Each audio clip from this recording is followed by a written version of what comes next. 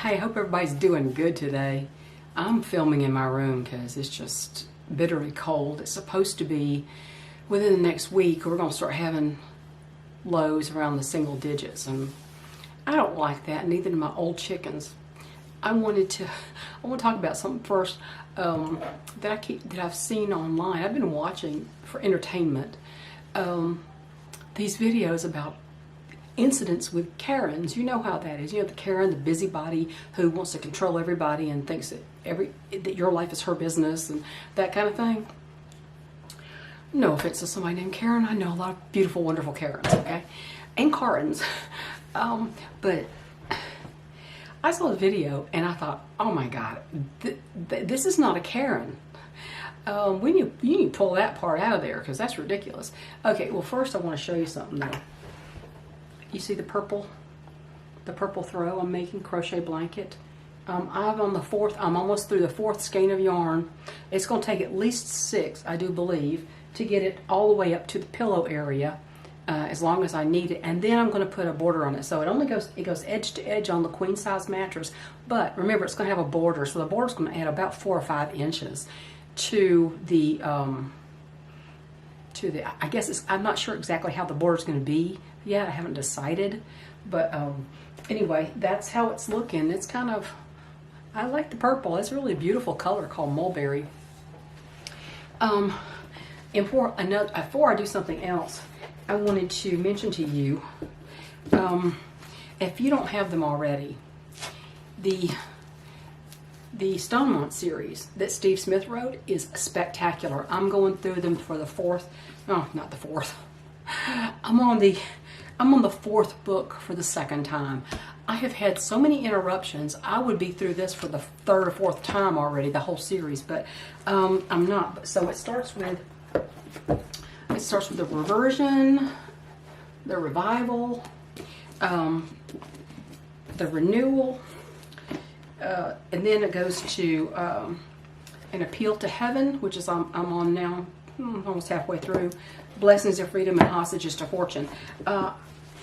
If you want to know how to rebuild after a total collapse, there you go.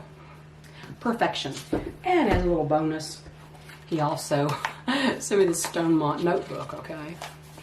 Yeah, so just a notebook that you can write in. I almost hate to write in it. I know, I think it's really pretty. I highly recommend that series for somebody who knows what he's talking about, has worked in a lot of different areas of life, including law enforcement and anyway, threat assessment and that kind of thing. So yeah, I would highly recommend those. And if you buy them directly from him and wait still a bit longer, you can get them on Amazon. You can actually get him to sign them for you, like I have. All his books are signed. So anyway, let me talk about the Karens. I have just a guilty pleasure. I mean, I'm like, where do they find these people? These women are insane. And sometimes the Karens are a man, right? But I was watching one, and in the middle of it, there was an incident. One of the incidents, I'm going, you think she's a Karen? I got news for you. Everybody else around her are the Karens. Remember the busybodies? They want to control your life. They think they have a say in your life and how you run it and what you do and what you don't do. We've seen a lot of those in the last 4 years, have we not? So it was a lady, I think she was in a grocery store, and she didn't have a mask on. And they were all around her. And I mean, she didn't handle this well. Let me tell you, she was angry. And I don't blame her for being angry. These people, all the store employees, were following her around and harassing her because she wouldn't put on a mask. You're endangering everybody, they're screaming. I'm thinking, wait a minute. Who are the Karens here? They were saying the Karen was the woman, but honey, the store employees were the Karens, the ones that want to control your life and tell you what to put in your body and what you can do and what you can't do. And they love to butt into your business. The store employees were the Karens, not the woman who wouldn't wear the mask. Because guess who that is? Me. You boss me around, harass me, you lose my business forever. I haven't worn one since this whole thing started. I mean, come on, I was even in the hospital. In and out for appointments. Had surgery, was in the hospital for 3 days. You think I ever wore one? Mm-mm. Refused it every time. Oh yeah, I got backlash, but guess what? I bulldozed through. And the last thing you need to do when you can't breathe well is to cover your face and breathe in your carbon dioxide. That is extremely unhealthy. I will manage my own health. Thank you very much. I couldn't believe that. That was insane. It's crazy. And now, you see, gruesome Newsome. I'm sure you know all this. I'm sure you've been, I'm not telling you news to you now. Gruesome Newsome has decided that all the illegal aliens get free health care. His own citizens don't. Oh, hell no. No, no, no. If they can't pay, they don't get their services. But, you know, they can't pay their premiums for their insurance. But no, do they get any break? Hell no. Just all the illegals do. Now, see, when the country starts betraying you like that, you owe no loyalty to the country, in my opinion. Just my personal opinion, for whatever that's worth. What else was in the news? I don't even know anymore. I swear I don't know. I just had to tell you about the Karen thing. I thought, well, y'all really got that backwards. What is wrong with you? You realize the store employees were the ones who were bullying and harassing and telling everybody else how to live their lives and what they have to do with their own personal health. No. Just say no. And if that starts up again because of all this stuff going around, say no again, because it's been proven it doesn't work. The particles are just too small for that to stop. I watch people in the store all the time. There's still some idiots wearing those. They'll take them down and they'll handle stuff and, you know, have to read the labels and they pull the thing down and they're walking around with it down here anyway. It's useless. It's a useless piece of plastic or paper, whatever it is. Yeah, 3 mil plastic is what some of these people ought to put over their faces. Just saying. You know, I talked about resisting tyranny in the last video. And the way you resist is you just say no. And you research and you find out what the truth is. You don't let people spoon feed you what they tell you the truth is. You need to learn what it actually is. And then you need to keep saying it, even in the face of harassment and bullying and Karens. You have to keep saying it.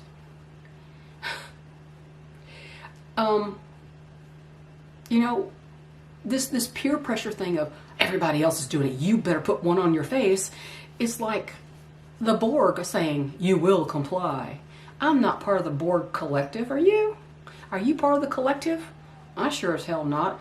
And I just told somebody the other day, I said, non-compliance is my default setting. I don't comply with anything. Just ask my late mother what she thinks about what I will do and what I won't do. And yeah, that was kind of like, she thought I was, I don't know what she thought. She thought I went all out and I went for causes and I just threw myself into everything. And I'm thinking, well, yeah, because if you don't throw yourself into it and you don't stand strong, how can you say you believe something and hold to your own moral compass? How can you tell? If you don't hold to it and if you don't say, no, this is irrefutably correct, then you really don't believe it yourself. So anyway, my husband he's still having a hard time breathing, but I think he actually has turned a corner. First I thought he had, then he went back downhill. Then he was back up, he's back down, but he went to the doctor today and some of his readings were really bizarre. And he is mostly eating carnivore like me. But see, some individuals have other things going on that maybe the processes in their body are not functioning the way, say, mine would or my friend Rachel's would. In this last thing, when Rachel got sick first, and she'd already had COVID. She'd already had it. But she got sick. I mean, I see people blanking out the word COVID. Come on, really? I mean, if you want to say something that the powers that be don't like, you know, you could go, COVID. But just to talk about it, and Rachel got it. It was really bad. She lost her sense of taste. She was pretty bad off for 2 weeks. Okay. But this last time, she got this thing that I had before I did, and she was already on her way to recovery when I came down with something. Now, you know, the carnivore diet, eating pure foods, is not a guarantee of a germ force field. Okay, I've said that before. but I hadn't been sick in over 2 decades, so I think that's pretty good, especially for my frail age, as they would put it. But she got sick. She had the same identical trajectory that I did with it. Came down really fast with it, had 101 fever, really sick for a day and a half or 2 days. On the way after 2 days, she was on the way back up, just like I was. Now, I still sound funny, and I think I'm going to sound funny for a while, especially with this weather going like it is. I mean, it poured rain. Now, we got the first snow last night, a ½ inch, not much. I mean, I'm at about 2,000 feet elevation. The people up higher than me, I can see them on the mountain. They got a little bit more than we did, obviously, because they're 400 feet higher. But yeah, I mean, so... And I heard someone on the news saying, he said, well, there are a combination of viruses floating around. It's not just COVID. It's not just this. It's not just that. He said, people are getting a combination virus. My husband got pneumonia and COVID. And I don't know that I had that. And Rachel says it acted completely different. She thinks it was a flu type virus, not COVID. And she said she was amazed at how fast she recovered, because she didn't recover that fast from COVID. But see, now she's eating carnivore just like I am. Now, my husband's not exactly pure carnivore, but he's pretty close to it. He's pretty close. And yet, he had a lot of health problems to start with that I did not have. So hopefully he's going to continue on the upswing. I hope so, because I was actually getting a little bit, actually quite terrified and worried, because he sounded horrible. He just didn't feel right, and it was starting to worry me quite a bit. But I think he might be on the way up. And I know that the recovery from that kind of thing is kind of like this. It's like you have an up day, then a down day, but at least you have an up day. So I think he is technically getting better. It's just going to, like his doctor today said, she says it's just going to take a while. So I want y'all to stay well. The less poison you put in your body. Of course, this doctor is not really, she's Asian. So of course she's going to push, you need more greens. No, you don't need more greens. You need no greens. You do not need more greens. Plants have toxins, and they have carcinogens and defense mechanisms that actually attack your body when you eat them. I mean, the worst digestive issues come to people who are vegan. People who are pure vegans, they have the worst digestive issues, the worst hair thickness, the worst skin. They just look awful. They might look okay for a while, but once they continue that path, they get worse over time. I've watched them deteriorate, and it's horrifying. Some of them really look like concentration camp victims. So, you just do the best you can. And the thing is, your immune system then, if your immune system is strong, like mine is, and always has been actually, pretty much, it can fight it off. So the immune system slams the door. It's like a doorkeeper. It slams the door in the face of viruses and stuff, and it did for me for over 21 years. Over 21 years. I'm thinking close to 25 years, if I remember. I don't remember being really sick before I moved here. I do when my kids were little, because you know how they are. They bring home every germ known to man, and they hang around you and you get it because they're sneezing all over everything. But no, not since my kids have gotten grown have I really been sick. Broken legs? Yeah. Sick? No. So at least you can give your immune system enough power to fight off things. It may let in a limited way, like it did for me and did for Rachel this last time. But yeah. Anyway, here's just a funny story, okay? I hope Rachel doesn't mind me telling this story. I don't think she's going to mind. She was saying something about, well, she's had dogs in the past. She's had Shelties, and she had a Great Pyrenees that she really loved.